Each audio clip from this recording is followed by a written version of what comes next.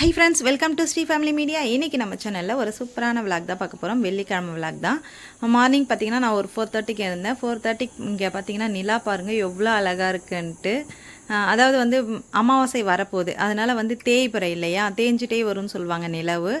அதில் அந்த கால் பாகம் வந்து ரொம்ப அழகாக இருந்துச்சு. பக்கத்தில் ஒரு நட்சத்திரம் வேறு, ரொம்ப சூப்பராக இருந்துச்சு. நான் ஃபஸ்ட்டு பார்த்திங்கன்னா எழுந்து கொஞ்சம் நேரம் வெளியே பார்த்துட்டு அதுக்கப்புறம் தான் வீட்டுக்குள்ளே வந்து பார்த்தா இப்படி ரணகலமாக இருக்குது. எப்பவுமே மோஸ்ட்லி வெள்ளிக்கிழமைக்கு காலையில் எந்திரிக்கும் போது வீடு கொஞ்சம் ரொம்ப நீட்டாக இருக்கணும் அப்படின்னு எதிர்பார்ப்போம்.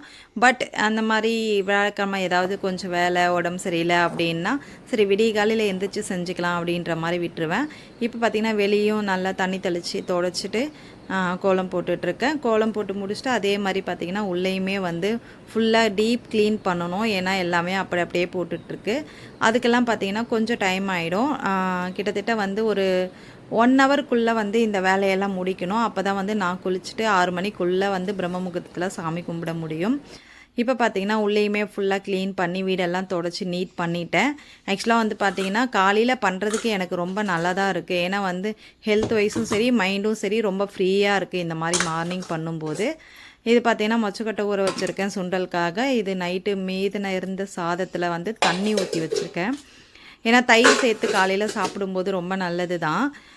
ஏன்னா ஒரு சிலர் வந்து வெயிட் போட்டுருன்னு பயப்படுவாங்க. பட் இந்த சம்மர் டைமில் அதை சாப்பிட்றது ரொம்ப நல்லது.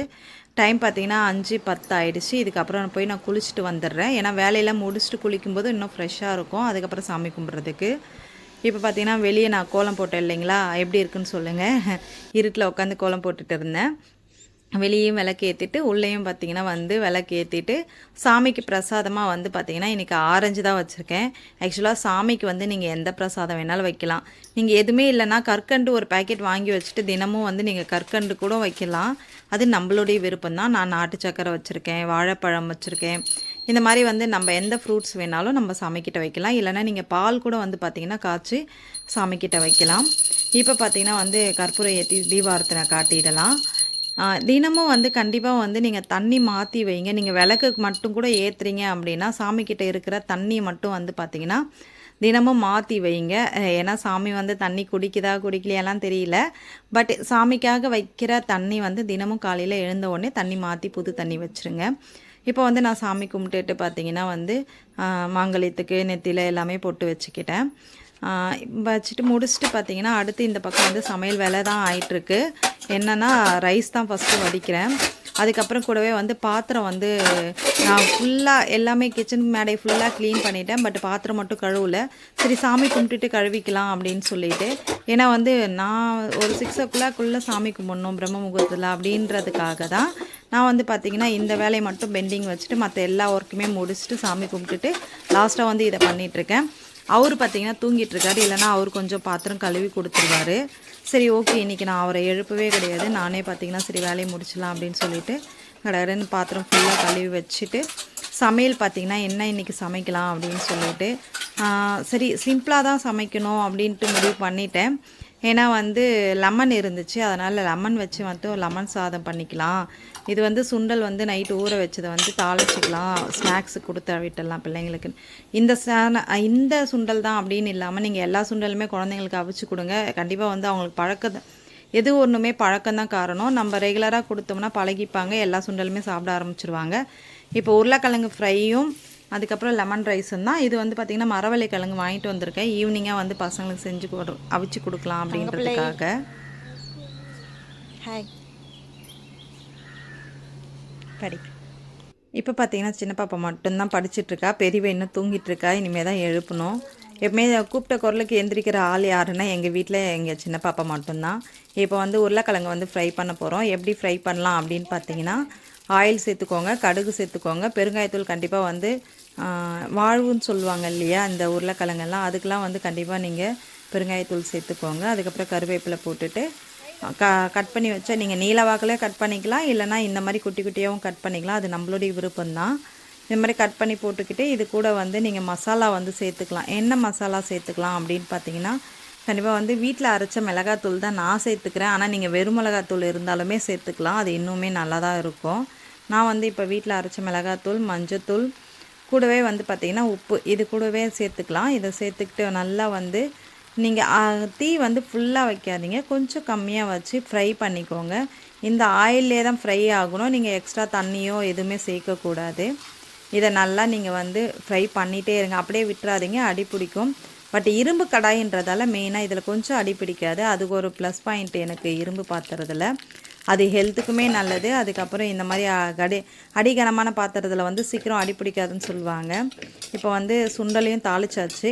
நீங்கள் மோஸ்ட்லி நான் வந்து சுண்டல் வீட்டில் இருந்தால் தாளித்து கொடுக்க மாட்டேன், சரி ஸ்கூலுக்கு கொண்டு போகிறதால தாளித்து கொடுத்து அனுப்பிவிட்றேன். இப்போ வந்து நான் சமைச்செல்லாம் முடிச்சிட்டேன். இங்கே பாருங்கள், கிச்சனும் ரொம்ப நீட்டாக க்ளீனாக வச்சுருக்கேன்.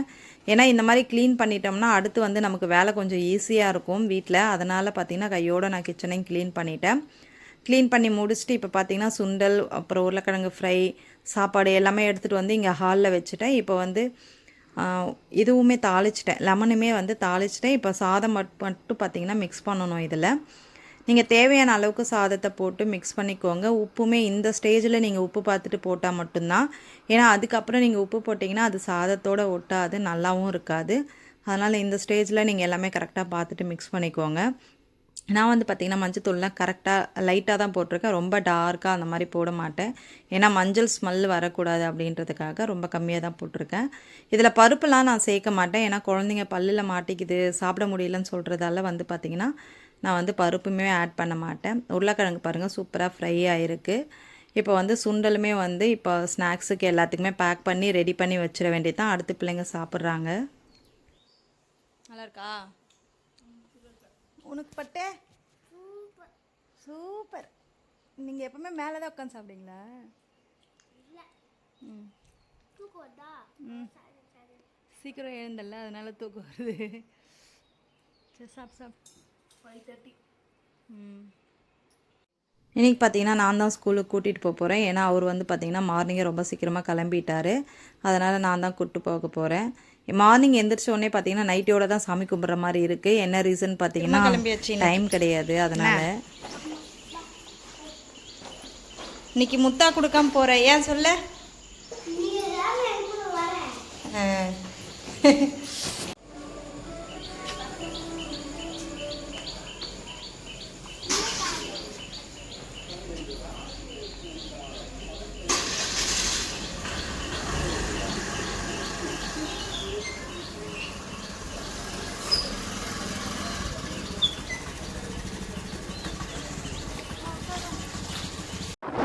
ஓகே ஃப்ரெண்ட்ஸ், இன்றைக்கி ஃப்ரைடே வந்து மார்னிங் நான் விடிய காலையில் எழுந்திரிச்சு பிள்ளைங்கள ஸ்கூலில் கொண்டு போய் விடுற வரைக்கும் நான் என்னென்ன பண்ணேன் அப்படின்றத உங்கள் கூட இன்றைக்கி நான் ஷேர் பண்ணிக்கிட்டேன். இந்த வீடியோ பிடிச்சிருந்தா கண்டிப்பாக லைக் பண்ணுங்கள், ஷேர் பண்ணுங்கள், கமெண்ட் பண்ணுங்கள். தேங்க்ஸ் ஃபார் வாட்சிங். நெக்ஸ்ட்டு சூப்பரான வீடியோவோட நான் உங்களை மீட் பண்ணுறேன். பாய்.